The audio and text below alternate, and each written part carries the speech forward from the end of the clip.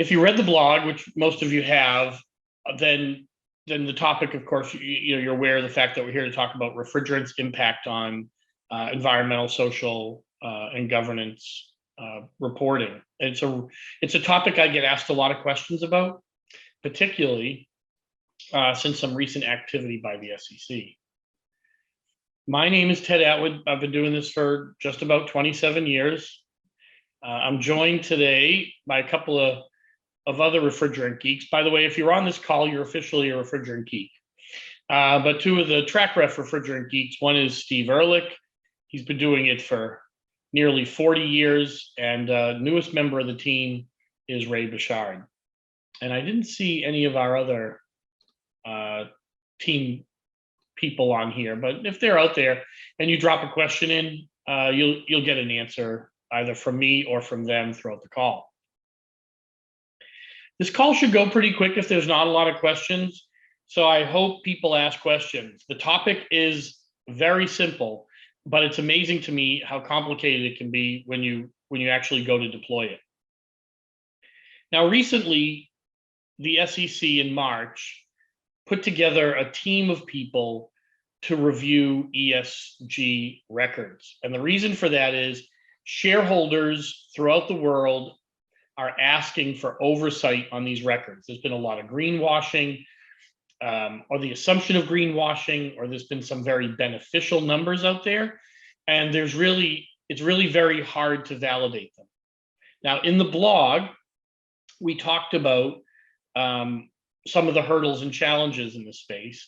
And for anyone who's on the call today, there'll be a follow-up with a roughly 7-page outline of what those protocols are, what the calculus looks like, and what some of the boundary lines, or where the boundary lines are shaped. So we won't just leave you hanging with the topic in a 15, 30, 45-minute discussion. We'll give you as much information as we have access to.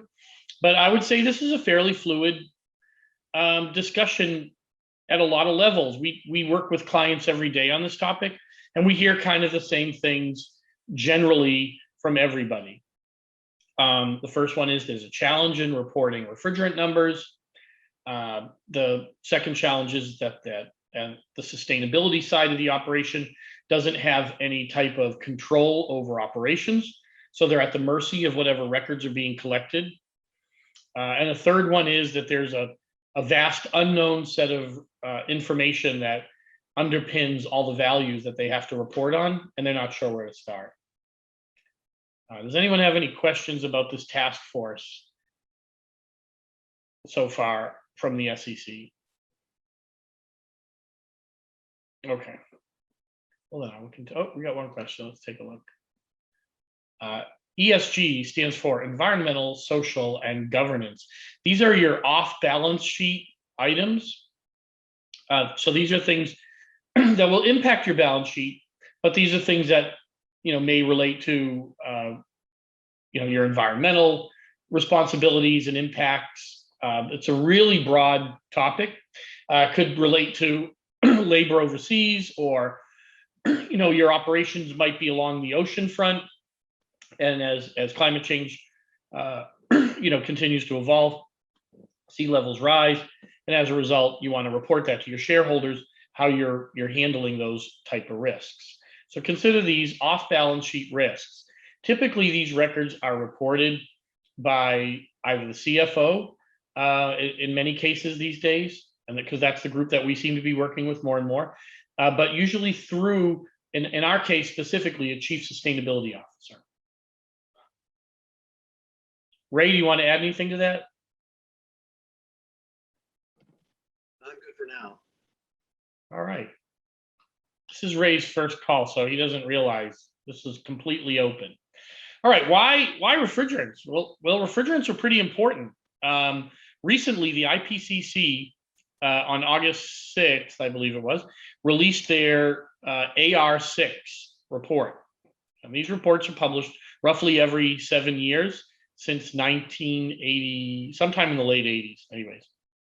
And I thought I'd share here with you some really important regularly used refrigerants. And you'll see over here, the GWP, the 100-year GWP, which is the one that we're going to use for our reports when we're publishing our ESG records, because that's the most universally accepted number.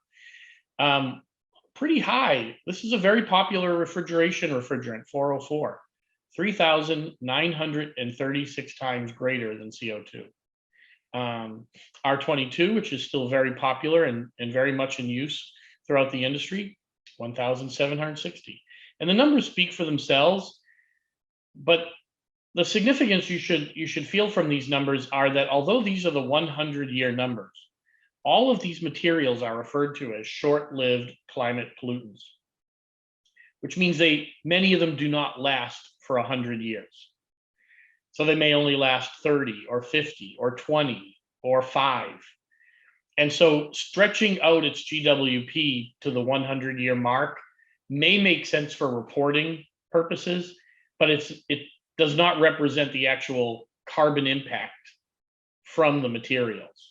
For instance, two of the newer generation refrigerants are 448 and 449, which on the 100-year scale are at roughly 1,300 times CO2.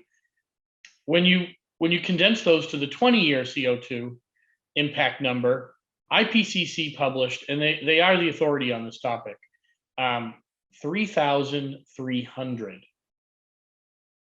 And it's largely been considered that 1,500 is the threshold number where most states feel comfortable when they're writing regulations.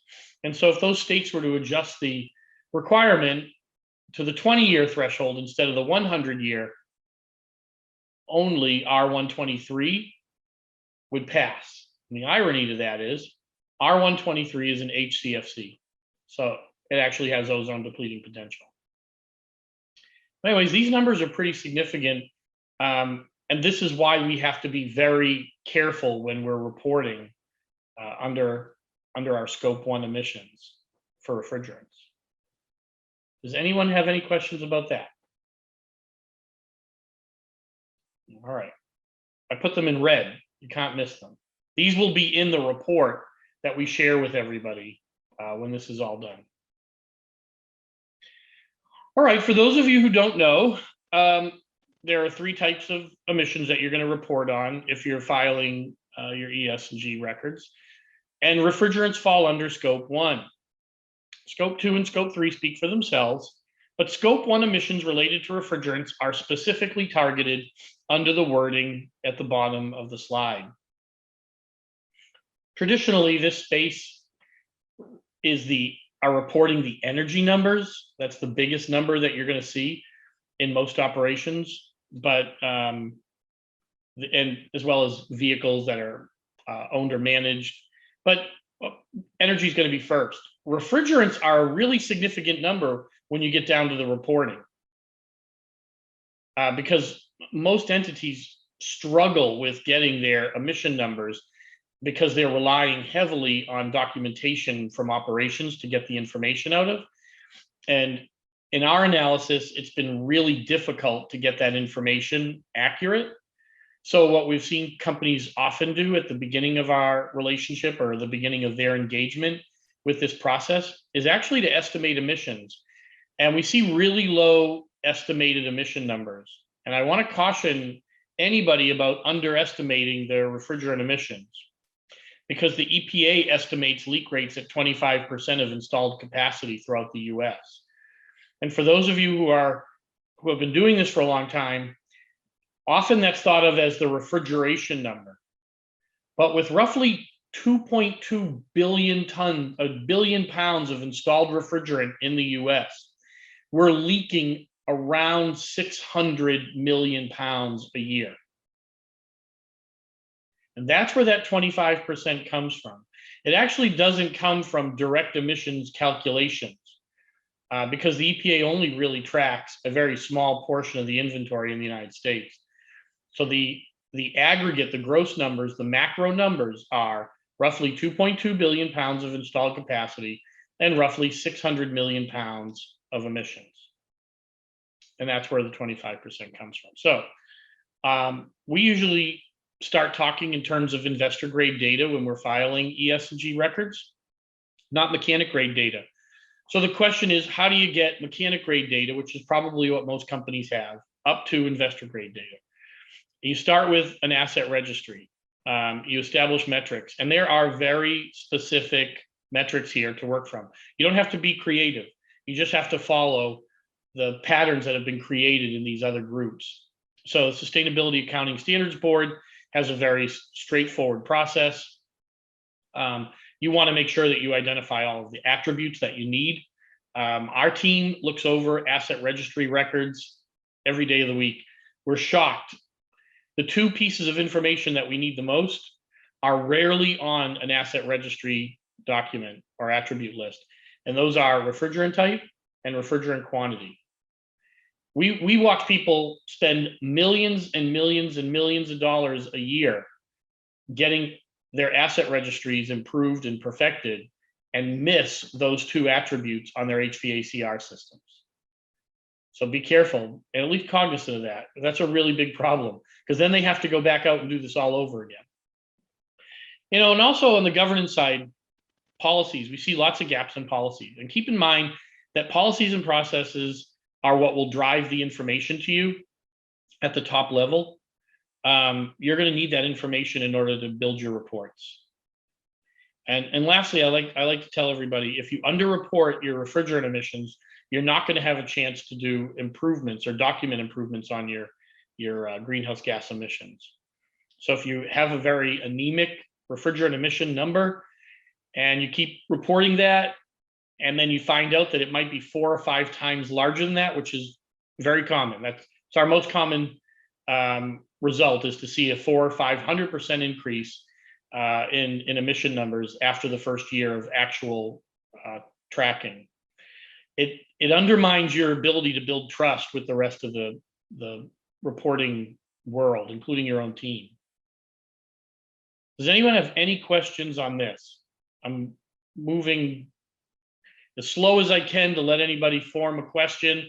I know a lot of times at the end of these calls, I'll get a bunch of emails where people will ask questions that they thought about on the call, but there's no right or wrong answers here. We've just done the research and we're sharing it. So I want everyone to feel comfortable asking anything. All right. Now,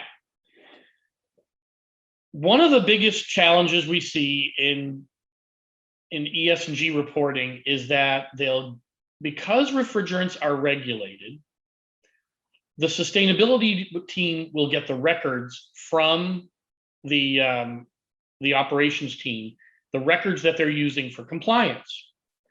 And compliance requirements start at 50 pounds. Now, there are some requirements in the 5 to 50 pound range, but most companies don't track their maintenance numbers below 50 pounds. Some do. And if you are, great, but find out what that number is when you're doing your reporting.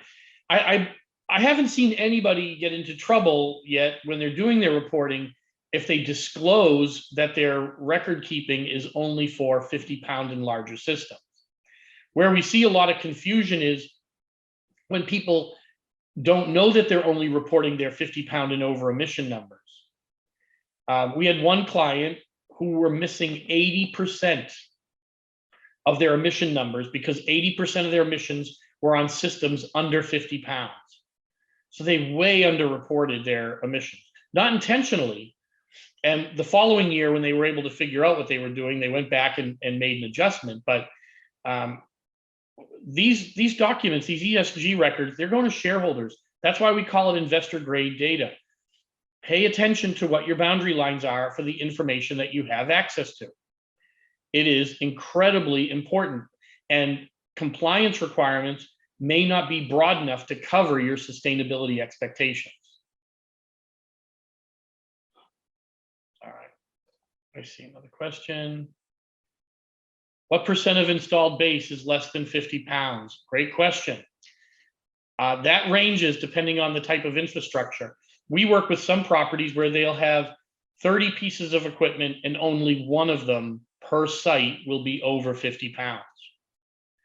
We work with some companies where they don't have any equipment on site that's over 50 pounds. So you got to really be careful understanding the boundary lines of your data. And that goes back to that asset registry statement that I made in the earlier slide. Find out what level of data and then ask the question. Usually what you'll see on an asset registry is a list of summarized equipment, and then you'll see a limit. Maybe you don't see any equipment below 50 pounds. It's more likely that you'll have equipment under 50 pounds than over 50 pounds. So keep that in mind. Hey, Ted. Yep. There was a EPA case filed around 2001, 2002. Major University in Northern California had 28,000 pounds of R22 they purchased in 3 years. That was turned in as part of the investigation. They could only account for 8,000 pounds that they were tracking on their over 50s. So that's a lot of under 50s that were using the consumption. So just to give you an idea, it is based, a university definitely going to have a lot more under 50 pound stuff than they do over, because they're typically central plants.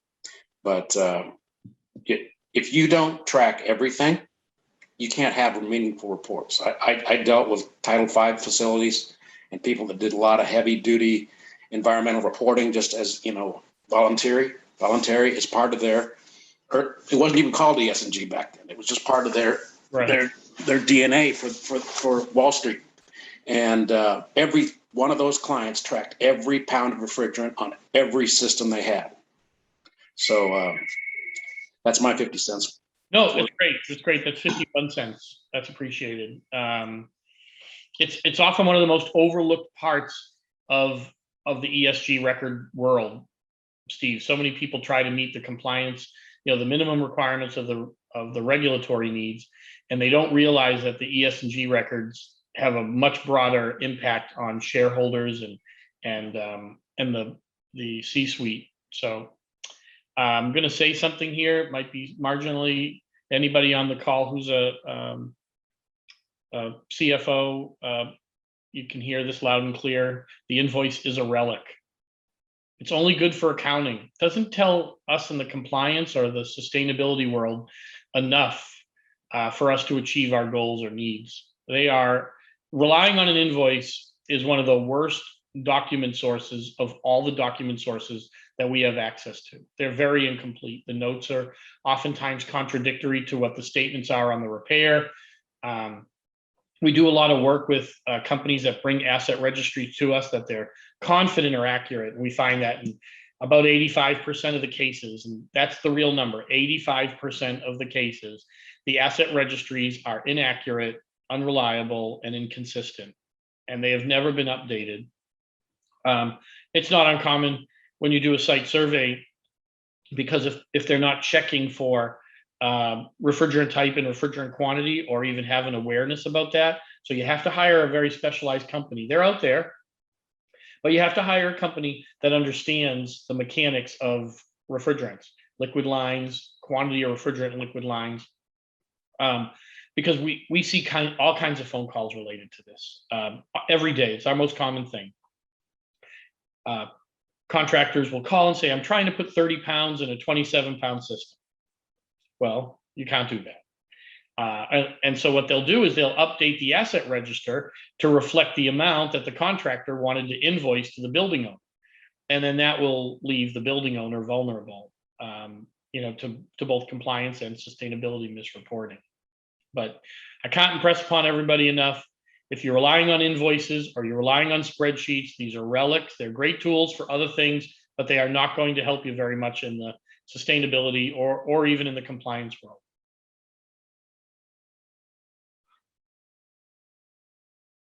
All right, this usually surprises people. I can give you any number of metrics to compare refrigerant management to, anything. Airplane emissions from passenger travel, solar, wind, none of them compare to refrigerant emissions, none of them. The aggregate of refrigerant management emissions impact on climate is greater than any other aspect of the climate world. And these are not my words. This is from Project Drawdown. Project Drawdown made an adjustment to this where they broke this into two categories, energy and refrigerant emissions, and it's still the largest. It's number, I believe, 2 and 4. And when you combine them back together again, they're number 1. And the numbers are going up, not down. So refrigerant emissions, we continue to build our installed base and we continue to vent it. This is electric vehicles impact in gigatons of CO2 versus refrigerant management. So it's fairly significant, and you should find it somewhat shocking. So if you haven't been contributing these numbers to the ESG records, or you've been estimating them, we like to start with this when we have our first discussion with teams, because it sends the signal that when we're done with this report, it's not going to be as low as you might think it will be. It's always much higher because everybody has been underestimating refrigerant emissions for decades. All right, any questions on this? Guys, you've been too easy today. It's the last slide. If the information is not credible or fails to be effective, it's not going to have any value, just like Steve said. And the teams that know that there's no value to this information will continue to undermine the success or visibility to these as time goes. You really need a very close twin in the sustainability world to what's actually happening in operations. And it will surprise you. It should surprise you. And there are ways to handle and manage it, but when it comes to reporting and record keeping, if you're the one whose signature goes on the bottom of that document, then you're obliged to stand behind those numbers. Let's see, Francis asked a question. If this is an SEC obligation for shareholders, it does not cover NFP or government-owned buildings. No, it does not. You're correct, Francis. However, what does cover those buildings are something else called the social cost of carbon. So each building, each facility that's managed by the government, could be a military base, could just be an office building. They have to report their emissions and the social cost of that carbon related to that. So particularly in the case of refrigerants, it's $51 a ton right now. So at the government level reporting, it has a different type of impact. I can tell you that the Air Force tracked everything as well on their base, and including their portable cooling equipment that attaches to aircraft when they're on the ground to keep the computers alive. But they tracked every pound of refrigerant. Just I had less, I think, the other fields work, but the Air Force always did track everything. Just 2 cents worth. No, it's good. I mean, that's what this is all about. I know if you're just coming to this topic for the first time, you might not feel comfortable asking questions. Francis, those are good questions that you asked. But you might just be seeing these numbers for the first time as well.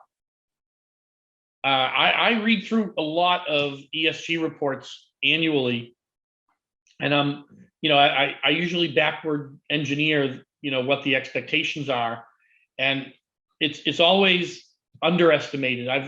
I've never worked with anybody that's overestimated their refrigerant emissions before they learned more about it. Even the reporting protocols throughout the country, all are underreported in most cases. There's a RGGI, Regional Greenhouse Gas Initiative. I read through those reports every year. There was one very large campus in Massachusetts that reported 140 tons of carbon emissions. This campus has over $8 billion of real estate. And I highly suspect that they consumed more than 5 pounds of refrigerant. which was the number basically that correlated to the emission that they reported under RGGI.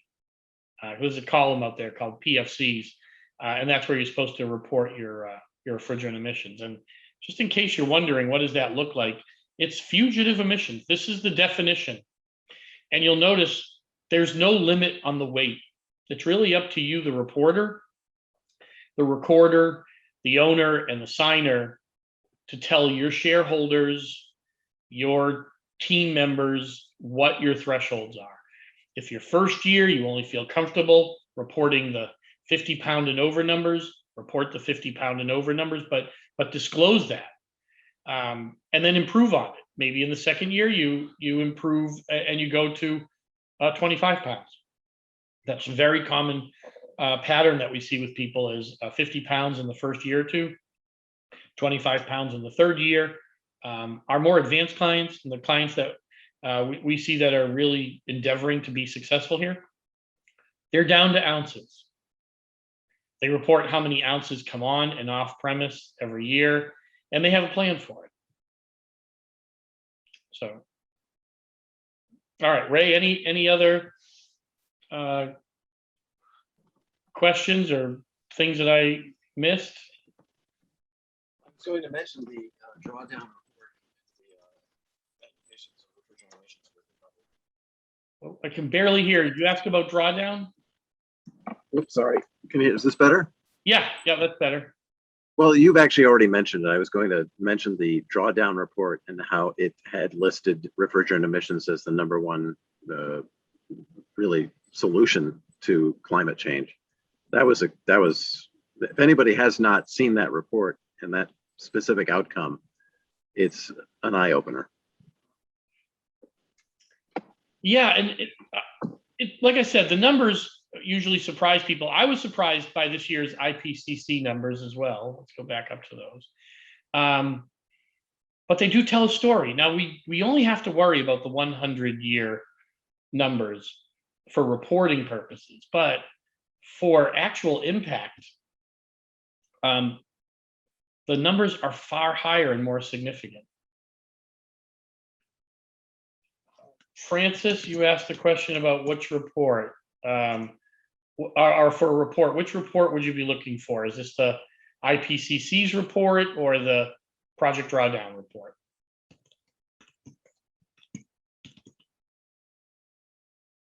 Okay, I'll make sure you get a link to those as well in the email. And many of you on here are aware of some of these things, but the part that we're here to talk about today is the sustainability reporting. And it's very important to note the difference between your regulatory responsibilities and your shareholder responsibilities. They are not perfectly aligned. So if anyone has any questions on that, let me know. In the report that we share out with you, it's our aggregation of all these different standards and protocols along with the calculus, and it's all in one place. So I hope you'll find it useful. All right, let's see. There was a question from Francis about the total installed base in the United States. Ever since the regulations came out in '93 to enforce refrigerant compliance on building owners, manufacturers have, through better engineered the full charge of packaged equipment down to below 50-pound levels. So it used to be a 25-ton system. You could have a 20-ton system that was right under 50 pounds charge for the whole thing. Now they're up in the 60-pound range. So you can have a 60-ton system that has all under 50-pound circuits. So to answer your question, the industry has engineered a lot of these, and they're big pieces of equipment, but they're running with charges less than 50 pounds in an independent circuit. So it's a substantial amount of equipment. We're seeing grocery stores go to under 50-pound stuff too, with loops to try to minimize the large charges that they have. So it's constantly changing and evolving. It's kind of like they're eluding the regulatory requirements. So it's a strange time in the industry. We're trying to lower GWP and emissions, yet we're re-engineering equipment to provide the same level of cold chain, but with under 50-pound charges, which is like circumventing regulatory oversight. But 2 cents worth. Keep saying 2, you're up to 57 now. Yeah, and so from an aggregate number, from a macro perspective, AHRI believes that the addition to the installed base annually is somewhere in the 70 to 85 million pound range. We produce, import, consume north of 650 million pounds. We're not sure how much of those numbers goes into inventory. So surplus inventory that gets held for future use, but the numbers are fairly significant. We know that the numbers north of 2.2 billion for installed capacity in the US. We think the number's relatively the same for Europe. I read through a lot of these reports, and they're very hard to pin down specifics. But to say that we're over 2.2 billion pounds, I feel like that's a safe number. If anyone on the call has a different number that they feel comfortable with, share it. But at the same time, the consumption numbers are accurate that I gave you, and EPA in 2019 under Secretary Wheeler acknowledged that or Administrator Wheeler, that 100% of refrigerants produced are eventually emitted. It took a long time for EPA to document that or say it in writing, and it was part of the HCFC 123 allocation report, which I can share with anybody that wants to see it or doesn't have access to it. But the reason that's so important is if we're producing and consuming, or producing and bringing into the United States 650 million pounds, roughly 50, let's say 70 to 85 million of those pounds by AHRI numbers are going into new equipment. And we are taking some equipment out of service. The assumption is that we're growing our installed base by those numbers, the 70 to 85 million pounds. Even though they are smaller charges, there are more of them as well.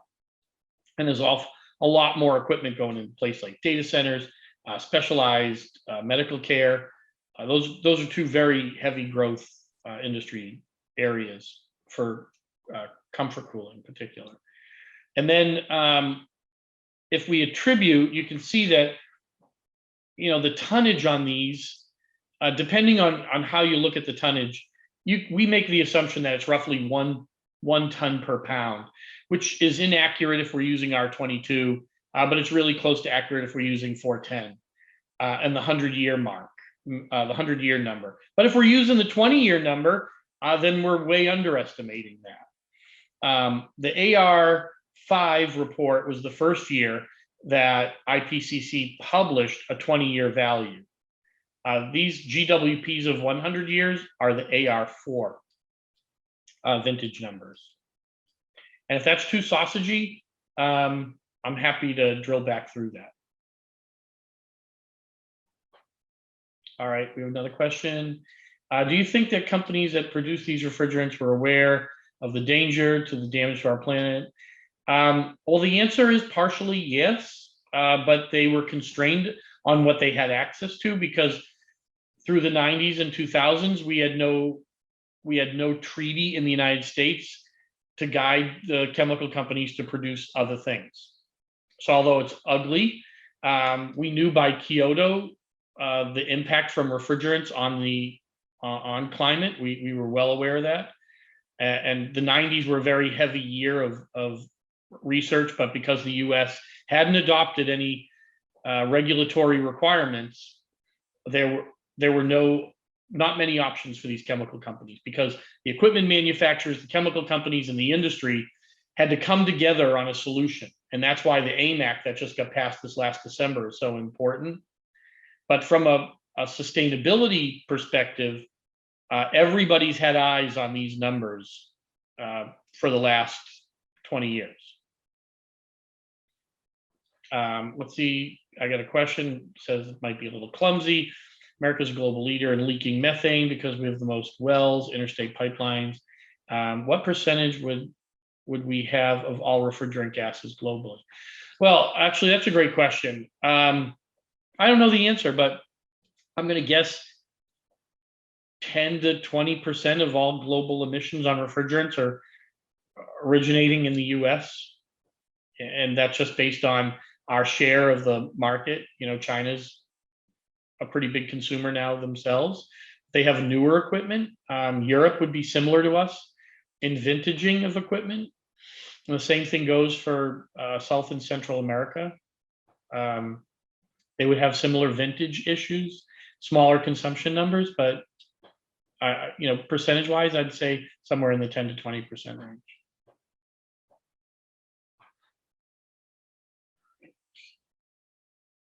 All right, I tried to answer as many questions live. So if I have not, I'm going to send an email out. Follow up. Let me know what I missed, and I'm happy to share any of the research. Like I said, you'll all get a paper. I have the references in there where the references could be found. I have the calculus in there. There shouldn't be any surprises. If I'm missing something, it happens all the time. Just let me know. I'll fix it. But I did my best to sanitize this so that we didn't share anything incorrectly. All right. Anybody else? All right, I'm clicking through. I think I got everything. Everybody, I really appreciate the time. You know, we feel here at TrakRef that refrigerant emissions leaks are a huge problem that can be solved. You know, we join as many groups as we can to help provide support. If anyone knows of a group that's looking for support, that's how I met Francis, who's asked some great questions on this call. And I'm going to give a little shout out to Francis. He runs a group called Pollution Detectives, and he will loan out leak detectors to help you empower your team or your student groups to find leaks in the environment where they're working or you know, participating. And yes, Joe, there will be an email and a packet that goes out to everybody. Just one thing. Yep. I know the SEC only started with this requirement in March of this year. Has there, they probably haven't taken anybody to task yet on it. Is there any word yet as to what the ramifications may be of different levels of either not reporting or other violations? Well, I mean, if you look at, I think we have some big examples of greenwashing. Volkswagen, you know, that's the biggest one that jumps to mind right away. Look what it did to Volkswagen shares. Now, maybe refrigerant emissions don't seem as important, but if you look at the total overall impact that refrigerants have versus electric cars, it's a big number. If you're found to be lying about, you know, a number, depending on the size of that number, it will hurt the bottom line a lot worse than any regulatory fine might hurt the bottom line. I'm always amazed at how companies will look to the left or right when they get a regulatory fine and pay it as an expense. But when shareholders take an active interest in what you're doing and how you're reporting and what your emissions are, it will have a far more lasting impact on the bottom line. If you look at, you know, before this happened, any company, shareholder company, if they got an EPA violation for refrigerants, had to report that to the SEC. And I know over the years, the companies I worked with, there was a blip in their stock prices for a while. It undermined investor, confidence in the management team, and people lost their jobs. So going downhill, and so it was. Luckily, that was one of the things that kept me in business over the years as a consultant for this. But when you're running scared and people are getting fired, you have people listening and acting. and great things happen with their programs. Everybody's working together. It's companies where, you know, you're not all focused on the same end game. We got to get this information, we got to get it right, and we got to get it as easy as possible, but we need to be as accurate as possible. So that's where refrigerant management comes in. But that's my 2 cents worth again. It'll be the same thing with this thing. And I think the shareholder is the one that asked for it. Said, hey, we're investing. There's people that invest in green companies or companies that are going to make a social change. And if they find out it's all smoke and mirrors, that money's going to go somewhere else.